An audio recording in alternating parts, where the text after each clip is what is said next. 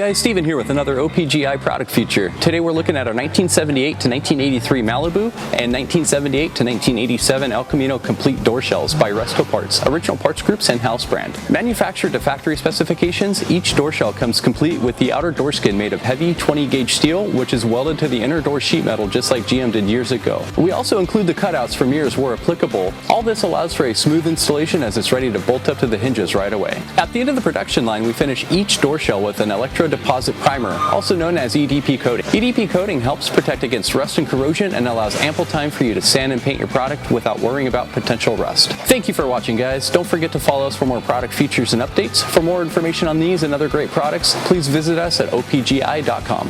Call us today or use our fast, convenient website.